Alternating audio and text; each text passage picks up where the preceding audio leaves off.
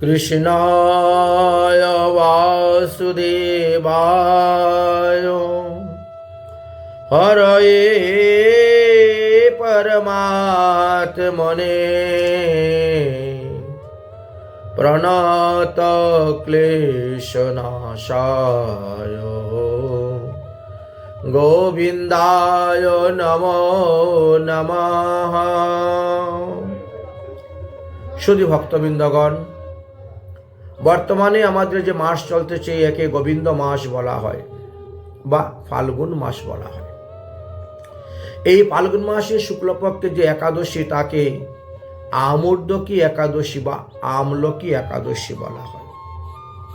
এই একাদশী ব্রত পড়েছে আগামী 14ই ফাল্গুন 1432 বাংলা শুক্রবার বা ইংরেজি তারিখ 27শে ফেব্রুয়ারি 2026 শুক্রবার শ্রী আমলকি একাদশী ব্রত।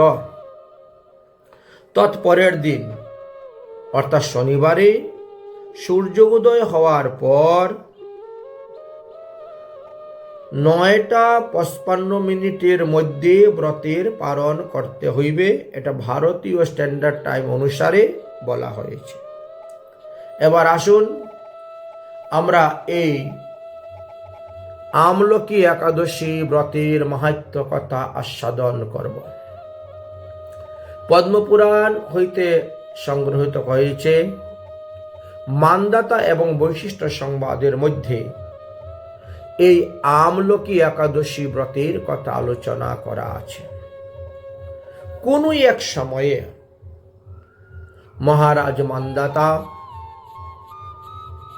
মহামুনি বৈশিষ্ট্যকে জিজ্ঞাসা করেছিলেন যে এই ফাল্গুন মাসের শুক্লপক্ষে যে একাদশী তার নাম আমলকি একাদশী হলো কেন বা আমূর্ধকী একাদশী হলো কেন? তদুত্তরে বৈশিষ্ট্যমুনি বললেন, হে রাজন, কোন এক সময়ে ভগবান কারণ্যসায়ী বিষ্ণু নিত্য বৈকুণ্ঠ ধাম হইতে তিনি থুতু ফেলেছিলেন। ভগবানের মুখ হইতে শুভ্র চন্দ্রের নিয়ায় সেই থুতুর জলবিন্দুগুলা পৃথিবীতে পতিত হয়েছিল। সেই জলবিন্দু হইতে এই আমলকি বৃক্ষের উৎপত্তি হইয়াছে। ইহা সকল প্রকার বৃক্ষের আদি বৃক্ষ বলা হয়েছে। এই পৃথিবীতে আমলকি বৃক্ষের সর্বপ্রথম উৎপত্তি হয়েছে। ব্রহ্মা আদি দেবগণ, গন্ধর্বগণ, যক্ষগণ, মুনি ঋষিগণ ইত্যাদি সকলই ক্রমানুসারে পরে সৃষ্টি হয়েছে। আমলকি বৃক্ষের সৃষ্টি আগে হয়েছে। ব্রহ্মা হইতে যেভাবে ঋষিগণ সৃষ্টি হলেন, সেই ঋষিগণ ভগবান পাদপদ্ম লাভ করার জন্য, ভগবান বিষ্ণুর তপস্যার জন্য তারা বনে গমন করতেছে। অতঃপর বনের মধ্যে যাওয়ার পরে এই প্রকাণ্ড বৃক্ষটিকে দর্শন করিয়া সকলেই বিস্মিত হয়ে একে অন্যকে জিজ্ঞাসা করলেন, এই বৃক্ষ কোথা থেকে আসলো? এই বৃক্ষের নাম কি? কবে এই বৃক্ষ উৎপন্ন হল? এমন সময় আকাশবাণী হলো, হে ঋষিগণ, ব্রহ্মার দৈনন্দিন মহাপ্রলয় উপস্থিত হইলে পরে স্থাবর জঙ্গম এবং দেবগণ, অসুরগণ, রাক্ষসগণ, মনুষ্যগণ, পশু পাখিগণ, জীবজন্তুগণ সকলে বিনষ্ট হয়ে যায়। পরে কারণ্যসায়ী বিষ্ণুর, সংকর্ষণ বিষ্ণু, গর্ভসায়ী বিষ্ণু, ক্ষীরোদসায়ী বিষ্ণু, পয়োদসায়ী বিষ্ণু, ভগবান গুণ অবতার আদি ক্রমানুসারে সৃষ্টিকার্য আবার আরম্ভ হয়। তো সৃষ্টিকার্য যখন আরম্ভ হয়েছে তখন সেই সময়ে কারণ্যসায়ী বিষ্ণুর বদন হইতে চন্দ্রতুল্য শুভ্রবর্ণ এক বিন্দু জল থুতুর মাধ্যমে পৃথিবীতে পতিত হয়েছিল। সেই জলবিন্দু হইতে এই বৃক্ষের উৎপত্তি হয়েছে, অতএব এই বৃক্ষকে বৈষ্ণব বৃক্ষ বলা হয়। বিষ্ণুর থুতু জলবিন্দু হইতে এই বৃক্ষ উৎপন্ন হয়েছে, এই জন্য এই বৃক্ষকে বৈষ্ণব বৃক্ষ বলা হয়। এই বৃক্ষের ফল যে তাকে বলা হয় আমলকি, অতএব বৃক্ষটা আমলকি। আমলকি বৃক্ষ বা আমর্দকি বৃক্ষ, ইহার বিশাল শাখাগুলা দেখতে পাচ্ছ, প্রশাখাগুলা দেখতে পাচ্ছ, ফলের ভারে মাথা নত হয়ে আছে। এই বৃক্ষ সমস্ত বৃক্ষের আদি বৃক্ষ বলিয়া তুমি জানিবে। তস্য মূলে স্থিত বিষ্ণু তদ ঊর্ধ্বে চ পিতামহ স্কন্ধে তু ভগবান রুদ্র সংস্থিতম পরমেশ্বর শাকাশু মুনয়ো সর্বে প্রশাকাচু সদেবতা প্রণেষু বসবো দেব পুষ্পেষু মরুতস্তথা। এই যে আমলকি বৃক্ষ, আমলকি বৃক্ষের মূলে গোড়াতে ভগবান বিষ্ণু থাকেন, তার একটু উপরে স্কন্ধেতে ব্রহ্মা থাকে, একটু উপরে, তার আরেকটু উপরে স্কন্ধতে বিষ্ণু মহাদেব অবস্থান করেন। শাখার মধ্যে সমস্ত মুনিগণ অবস্থান করেন, ওই বৃক্ষের পশাখার মধ্যে সমস্ত দেবগণ অবস্থান করেন, ওই বৃক্ষের পাতার মধ্যে অষ্টবসুগণ অবস্থান করেন, ওই বৃক্ষের ফুলের মধ্যে 49 পবন মরুদ্গণ অবস্থান করেন, ওই বৃক্ষের ফলের মধ্যে যত প্রজাপতিগণ আছেন তাহারা বাস করেন। তাই এই বৃক্ষটি ভগবান বিষ্ণুর অত্যন্ত প্রিয় বৃক্ষ। এই আমলকি বৃক্ষের নাম স্মরণ মাত্রই গোদান করলে যেই ফল পাওয়া যায় সেই ফল পাওয়া যায়। আমলকি বৃক্ষকে দর্শন করলে, স্পর্শন করলে, 2টি গোদান করলে যেই ফল পাওয়া যায় সেই ফল পাওয়া যায়। আমলকি ফল যদি আপনি কাউকে দান করেন, 3টি গরু দান করলে যেই ফল পাওয়া যায় আপনি সেই ফল লাভ করতে পারবেন। আমলকি ফলের মালা বানিয়ে গলায় দিয়ে যদি আপনি ভজন করেন, অতি তাড়াতাড়ি আপনি ভজনে সিদ্ধি লাভ করতে পারবেন। এই জন্য ব্রহ্মমধ্যাচার্য গৌরীয় বৈষ্ণবগণ যে পঞ্চমালা তৈরি করেন, সেই পঞ্চমালার মধ্যে দেখা যায় আমলকির মালা আছে, গুঞ্জা মালা আছে, তুলসী মালা আছে, জগন্নাথের পট্টডুলির মালা আছে, আর কি আছে? রাধাকুণ্ড ও শ্যামকুণ্ডের রজ। আমলকি পাতা ছিঁড়তে নাই, আমলকির ডাল ভাঙতে নাই, বা আমলকি গাছ থেকে পাড়তে নাই একমাত্র কার্তিক মাস। যেভাবে তুলসী পাতা দ্বাদশীতে তুলতে নাই, বেল পাতা চতুর্দশীতে তুলতে নাই, ঠিক তেমনি ভাবে আমলকি পাতা, ফল, ডাল কার্তিক মাসে ছেদন করতে। দ্বাদশ্যাং তুলসী পত্র ধাত্রীপত্রঞ্চ কার্তিকে লুসাতি চৌ নরো গচ্ছতি নিরয়ানতি গর্হিতান। শ্লোকেই বলে গিয়েছেন, যে ব্যক্তি দ্বাদশীতে তুলসী পাতা চয়ন করে তাকে নরকে যেতে হয়, যে ব্যক্তি কার্তিক মাসে আমলকি বৃক্ষের পাতা সেদন করে তাকে নরকে যেতে হয়। এটা অত্যন্ত গর্হিত কাজ, তাই এরা নরকে নিপতিত হয়ে থাকে।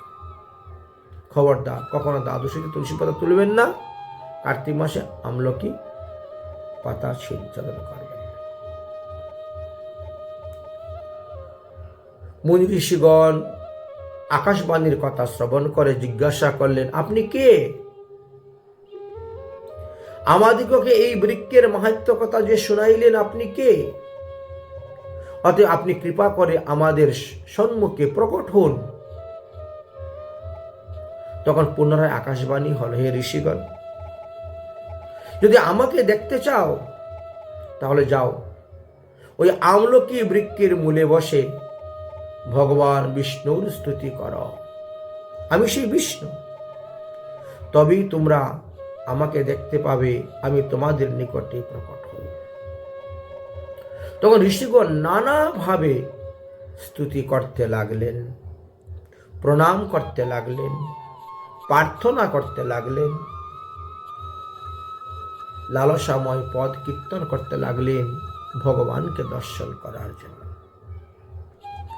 ওম শান্তাকারং ভুজগশয়নম পদ্মনাভম সুরেশম বিশ্বধারণম গগনসদৃশম মেঘবর্ণ শুভাঙ্গম লক্ষ্মীকান্তম কমলনয়নম যোগীর্বিধ্যানগম্যম বন্দে বিষ্ণু ভবভয়হরণম সর্বলোকৈকনাথম।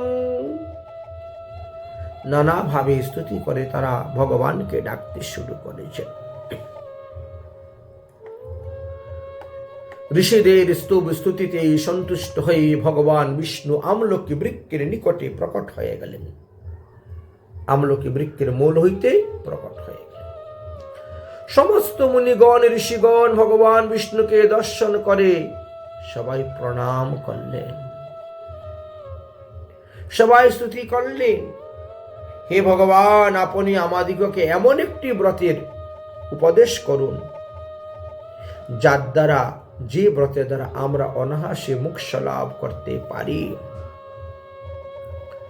আমরা জন্মান্তরে কতই না পাপ করেছি, কতই না অপরাধ করেছি। আমরা এই জন্মেই জন্ম কর্ম মৃত্যু রহিত হয়ে স্বেচ্ছায় মনোবেগে স্বর্গ আদি বিভিন্ন লোকেতে ভ্রমণ করতে পারি। এই রকম কোনো ব্রত থাকলে আপনি কৃপা করে বলুন, আমরা সেই ব্রত আচরণ করব।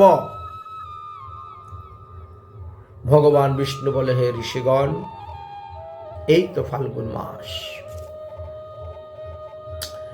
এই ফাল্গুন মাসটা আমার প্রিয় মাস, তাই গোবিন্দ মাস। বসন্ত ঋতুদের মধ্যে রাজা। ফাল্গুন মাসের শুক্লপক্ষীয় যে একাদশী আসতেছে, সেই তিথিতে আপনারা সকলে ওই আমলকি বৃক্ষের নিচে থাকিয়া ব্রত উপবাস এবং রাত্রি জাগরণ করিবেন, নিত্য গীত করিবেন, আমলকি বৃক্ষের পূজা করিবেন, আমলকি বৃক্ষকে 108 বার পরিক্রমা করিবেন। তদ্দিবসে এইভাবে ধর্ম অনুষ্ঠান করতে হবে এবং তৎপরের দিন যথা সময়ের মধ্যে তোমরা যদি পালন করো, তাহলে তোমাদের মনোবাসনা সিদ্ধ হয়ে যাবে, পূর্ণ হয়ে যাবে। মুনি ঋষিগণ বললেন, হে ভগবান, এই ব্রতের বিধি কি, বিধান কি, মন্ত্র কি, এই বিষয়ে তো আমরা কিছুই জানি না। অতএব আপনি কৃপা করে আমাদেরকে এই মন্ত্রের বিধিবিধান আদি সব বলে দিন, আমরা সেইভাবে করব। আমাদের মনে বড় উৎসুক হয়েছে, উৎকণ্ঠা জেগেছে, বাসনা জেগেছে, আপনি বলুন। ভগবান বিষ্ণু বললে, শুনো, দশমী দিবসে আমলকি বৃক্ষের নিচটা ভালো করে পরিষ্কার করবেন। ঝাড়ু দিয়ে পরিষ্কার করে, ধুয়ে মুছে পরিষ্কার করে সদ্যজাত গরুর গোবর দিয়ে চতুর্দিকে লেপন করবেন, গঙ্গার জল ছিটা দিবেন, সুগন্ধি দ্রব্যাদি অর্পণ করবেন, আম পাতা, কলা গাছ, কলা পাতা, বনমালা দিয়ে সাজাইবেন, রং বেরঙের কাগজ দিয়ে সাজাইবেন, ওখানে পূর্ণ ব্রহ্মঘট স্থাপন করবেন, করে শুভ অধিবাস দিবেন।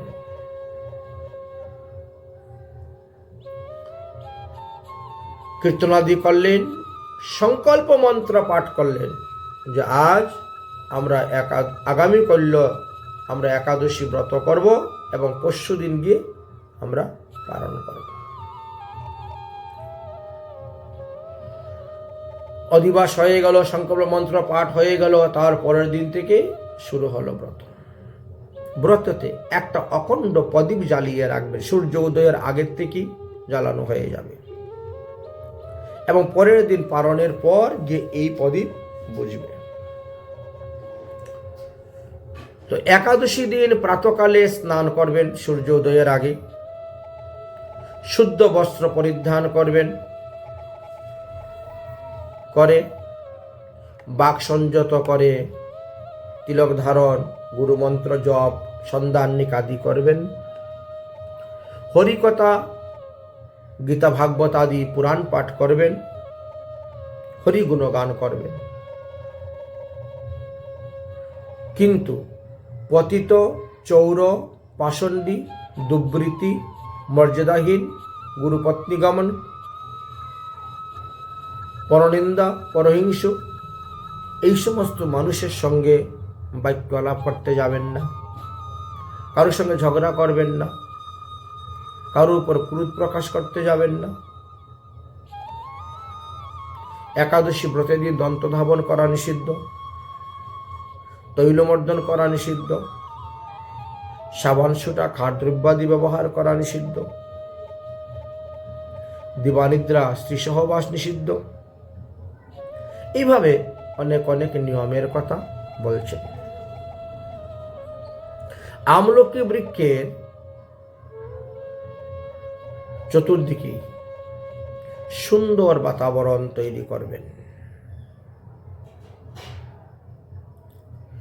এবং ওই যে ব্রহ্মবট স্থাপন হবে, এই ব্রহ্মবটের মধ্যে সামবেদ মন্ত্র উচ্চারণ করে ওখানে পঞ্চরত্ন, পঞ্চশস্য, পঞ্চপল্লব, পঞ্চ আবির দিয়ে সুন্দর করে আলপনা অঙ্কন করে ঘট স্থাপন করে। সুগন্ধি দ্রব্য, ছত্র, পাদুকা, বস্ত্র, শ্বেতচন্দন আদিও প্রদান করিবেন। এই সমস্ত দ্রব্য একটি পাত্রের মধ্যে রাখিয়া ব্রহ্মঘটের পাশে রাখিবেন, যাকে বরুণ ডালা বলা হয়। সম্ভব হলে এক মাসা স্বর্ণ এখানে রাখবেন। স্বর্ণ, রূপা, তামা, কাঁসা, পিতল, দস্তা, পারদ, পঞ্চরত্ন আদি রাখার বিধান আছে। না হলে তৎবিনিময়ে আপনি অর্থ এখানে রাখতে পারেন। এইভাবে ঘটস্থাপন আদি কার্য করিবেন। যথাশক্তি অনুসারে পঞ্চ উপচারে, দশ উপচারে বা 16 উপচারে ঘটের মধ্যেই ভগবানকে আহ্বান করে ঘটের মধ্যেই পূজা করিবেন। বিশেষ করে যেহেতু ফাল্গুন মাসকে গোবিন্দ মাস বলা হয়, তাই শ্রী গোবিন্দের নাম উচ্চারণ করে 108টি তুলসী পাতা অর্পণ করিবেন। সম্ভব হলে হোমযজ্ঞ দিয়েও আপনি করতে পারেন। শ্বেতবর্ণ ফল দ্বারা ভগবানকে অর্ঘ্য প্রদান করিবেন। সমস্ত দিন রাত গান কীর্তনের মাধ্যমে কাটাবেন, রাত্রি জাগরণ করিবেন। নিত্য গীত বাদ্য ধর্ম গ্রন্থাদি পাঠ শাস্ত্র আলাপ করে দিন রাত অতিবাহিত করবেন। এক কথা, হরি কথা ছাড়া অন্য কোনো রস আর দিবেন না। 10 ইন্দ্রিয়, একাদশ ইন্দ্রিয় হরি কথামৃত রসেই যেন নিমজ্জিত হয়ে থাকে, হরিসেবাতেই যেন থাকে। ভগবান বিষ্ণুর তো সহস্র নাম আছে, তার মধ্যে প্রধান প্রধান নাম বলে 108টা তুলসী পাতা অর্পণ করবেন।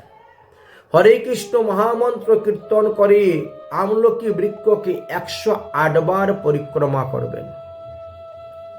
অতঃপর রাত্রি প্রভাত হইলে পরে ব্রহ্মঘটের এখানে মূর্তি স্থাপন করলে মূর্তি স্থাপন করতে পারেন, সেইখানে মঙ্গলা আরতি হইবে। মঙ্গলা আরতি সমাপ্ত করার পর হরিনামের বিশ্রাম দেওয়া হয়ে গেল, স্নানান্নিকাদি হয়ে গেল। তারপরে পারণের সময়ে বৈষ্ণব ব্রাহ্মণকে ভোজন করাইবে এবং ঘটের উপরে যে তুমি বস্ত্র দান করেছ, পাদুকা দান করেছ, ছত্র দান করেছ, দক্ষিণা দান করেছ, মালা তাগা পৈতা আদি দান করেছ, ব্রহ্মঘটের উপরে যা যা কিছু সব কিছু বৈষ্ণব ব্রাহ্মণদেরকে দান করে দিবেন। তাদেরকে সদক্ষিণা দিয়ে বিদায় করবেন। তারপরে তুমি তোমার সবন্ধু সবান্ধব সবর্গ সপরিবার কুটুম্ব সহিত বসে প্রসাদ গ্রহণ করবেন। এই হলো আমলকি বৃক্ষের বিশেষ মহিমা। হে নারদ, এই কথাটা বশিষ্ঠ মুনি বলছেন মান্দাতাকে, আমি যে তোমাকে এখন কথাটা বললাম, এই কথাগুলা কোনো এক সময় ব্রহ্মা দেবর্ষি নারদকে বলেছিলেন। অতঃপর ভগবান বিষ্ণু সেখান থেকে অন্তর্ধান হয়ে গেলেন। যাই হোক, তাহলে আমলকি একাদশী দিনে আমাদের কি কি কর্তব্য আমরা জানতে পারলাম। হরিভক্তি বিলাস যদি আপনি খুলেন, সেখানেও দেখতে পাবেন এই আমলকি একাদশীর কথা লেখা আছে। আমূর্ধকি দ্বাদশীতি লোকে খ্যাতম এবহি যুগাভ্যান্তর তৎনামি তদীয় একাদশী মতা। এই আমূর্ধকি একাদশীকে লোকে আমূর্ধকি দ্বাদশীও বলিয়া থাকে, কারণ তিথি যুগের অভাবে হইলে পরে কখনো একাদশীতে উপবাস হয় এবং কখনো বা দ্বাদশীতে উপবাস হইয়া থাকে। অর্থাৎ আমলকি একাদশী বা আমলকি দ্বাদশী যেটাই বলেন না কেন অসুবিধা নেই। আমাদের একাদশী সংযুক্ত দ্বাদশীতেই ব্রত হয়, আবার দ্বাদশীর মধ্যেই পালন হইয়া থাকে। ফাল্গুনা অমল পক্ষে তো পরিজাতম দ্বাদশী যদি গোবিন্দ দ্বাদশী নাম মহাপাতক নাশিনী তস্যামুপবাসিত বিধিনার সংস্কিনম কলোশ্রু প্রসিদ্ধতানুমত্তানাম সিদ্ধং পুনরাবৃত্তি দুর্লভাঃ।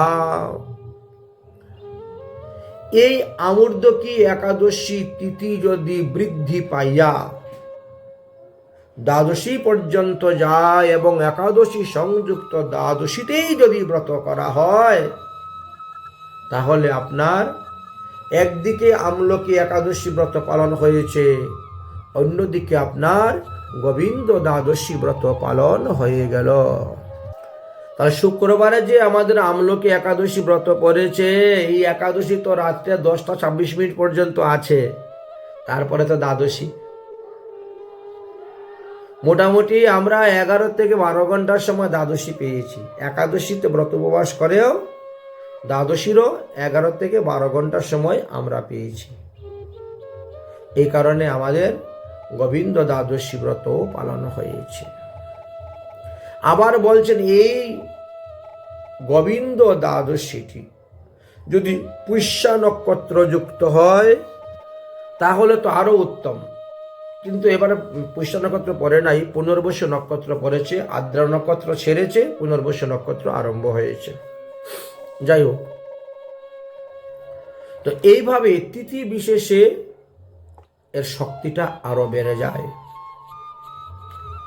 তখন পুষ্যা নক্ষত্র যুক্ত হলে এটা আরো অত্যন্ত উত্তম হয়ে যেত, মানে উহা সর্বপাপ নাশিনী হয়ে যেত। বিধিপূর্বক এই যে আমরা আলোচনা করলাম বিধিবিধানের কথা, বিধিপূর্বক গোবিন্দ দ্বাদশীতে উপবাস করিলে লোকের সমস্ত পাপ নাশ হয় এবং পুনরায় আর মাতৃগর্ভে এসে তাকে জন্মগ্রহণ করতে হবে না। শ্রী গোবিন্দ দ্বাদশী যদি পুষ্য নক্ষত্র যুক্ত হয়, তবে ওই দিন যদি পাপনাশিনী দ্বাদশী সংগঠিত হয়, তাহলে একাদশী সংযুক্ত দ্বাদশীতেই ব্রত উপবাস করিবেন। কখনো দ্বাদশী সংযুক্ত ত্রয়োদশীতে ব্রত করতে যাবেন না। অন্যান্য ক্ষেত্রে আমরা দেখি দ্বাদশী সংযুক্ত ত্রয়োদশীতে ব্রত করে ত্রয়োদশীতে পালন করে থাকি। তার কারণ হলো সেইগুলো অষ্টমহা দ্বাদশীর মধ্যে যদি কোনো দ্বাদশী হয়। কিন্তু এই যে গোবিন্দ দ্বাদশী, এই গোবিন্দ দ্বাদশী কিন্তু অষ্টমহা দ্বাদশীর অন্তর্ভুক্ত নহে। এই কারণে শুদ্ধ একাদশী ব্রত পরিত্যাগ করিয়া বা একাদশী সংযুক্ত দ্বাদশী ব্রত পরিত্যাগ করিয়া দ্বাদশী সংযুক্ত ত্রয়োদশীতে ব্রত করতে যাবেন না। এই বিধানটা একমাত্র গোবিন্দ দ্বাদশীর জন্য বলা হচ্ছে বা বামন দ্বাদশীর ক্ষেত্রে বলা হয়ে থাকে। যেইগুলো অষ্ট দ্বাদশীর মধ্যে অন্তর্ভুক্ত নহে, সেইগুলো একাদশী সংযুক্ত দ্বাদশীতেই ব্রত পালন করতে হয়।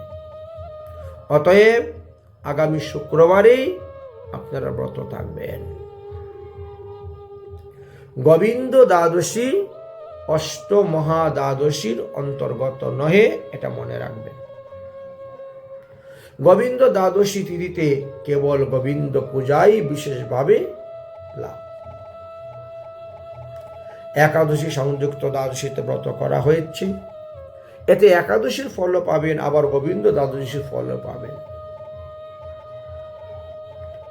এই জন্য মনে রাখতে হবে, যেহেতু শাস্ত্রে উন্মিলা প্রভৃতি অষ্টমহা দ্বাদশী এবং শ্রবণা দ্বাদশী ব্যতীত অন্য কোনো দ্বাদশীতে আমাদের দ্বাদশী সংযুক্ত ত্রয়োদশী ব্রতের বিধান দিয়ে যান নাই, বা অন্য কোনো দ্বাদশীতে উপবাস না থাকলেও কোনো দোষ হয় না। শুদ্ধ একাদশী ত্যাগ করিয়া গোবিন্দ দ্বাদশী পালন করতে হবে না। যদি শুদ্ধ একাদশী ব্রত না পাওয়া যেত, তাহলে আপনি দ্বাদশী ব্রত করতেন।